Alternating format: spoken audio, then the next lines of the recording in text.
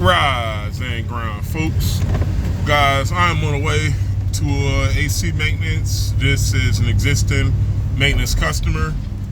Guys, I believe this customer had 2 older coil and condensers.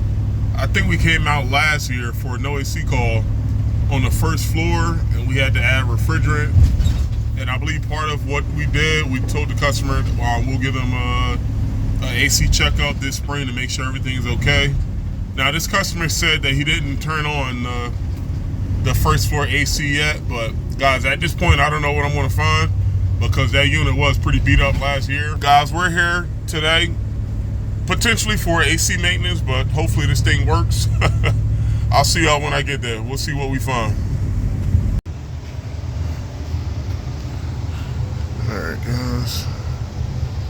Let me turn the light on so you can see. Alright guys, we got a 20-degree split, but this filter is plugged. Let me go outside and see. I should have another, as a matter of fact, wait. We got 16 24s. The closest size we'll have to this is a 20 by 20. Let me see if a customer has another one. Worst case, I could put in a taller filter temporarily. It can still work. They'll just have a little bit more exposed on top, but I'll be right back. Let me figure something out. All right, guys. This customer had a few brand new filters upstairs, and I just heard this condensate pump turn on. I'm still going to just pour a bottle of water inside of it again and make sure it turns on one more time. But let me put this filter in, pour water in the pump, and we're going to go outside. I'll see you in a little bit. Alright guys, this is a 2-ton 2007, so this thing's 17 years old. That's a second floor unit. And guys, taking that panel off is going to be a pain in the neck. But this customer only wants the first floor unit serviced. He had more issues with this unit, the first floor unit, than he did the second floor. Knock on wood, the second floor, the only thing the customer does is just replace the filter, but surprisingly, they run the first floor unit more than the second floor. It's just weird how the house is configured. Most of the bedrooms are on the first floor. The second floor, I don't even know what's up there. I actually never been up there, but I did tell him to turn that unit on so I can at least make sure that I can see everything working outside. And the suction line is sweating. Once again, I got a 20-degree split downstairs. And guys, look at this. Holy crap. That's a lot of stuff. Alright guys, let me take my lucky brush and let me get busy. I'll be back. Guys, right now, I'm just checking amps. Remember, this unit had a 20-degree split, so there's no need for me to get crazy with my gauges. But let me clear some space out there.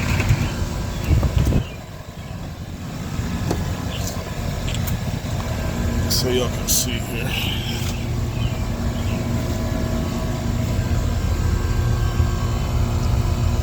With these ream and rud units, that's the capacitor. And knock on wood, we never actually had to replace one of these capacitors that are built into the unit like this. What I'm going to do is I'm going to check that unit under a load. I'm going to check the capacitor under a load to make sure that cap is okay. And our second floor drains, you see that is already dripping. That's a good sign. The first floor drains go into a condensate pump, and you see the vinyl tube in there. That's already wet, so I already know. And I tested my pump inside, so most importantly, both of our drains are working. Now guys, here's another pro tip. You hear me say this before. When checking drains from an attic unit, whether it be an evac coil or air handler, there's nothing wrong with back flushing it, but you got to make sure you go up in the attic and you make sure that it's not a P-trap, because what you can accidentally do, if you back flush it, all that gunk could accidentally clog up the coil inside. So if you're gonna flush it from out here, I'd rather you use a vacuum pump and pull it out versus back flushing. You guys seen me do that before, but that was after I already went up in the attic and I already flushed it out. So you guys will hear me say this in the future with back flushing. I only back flush on extremely long drains, but only after I go up in the attic and I make sure that everything is flushed out from inside out first. So like I said, weird things do happen with drains, like I said, especially longer drains pertaining to being in the attic.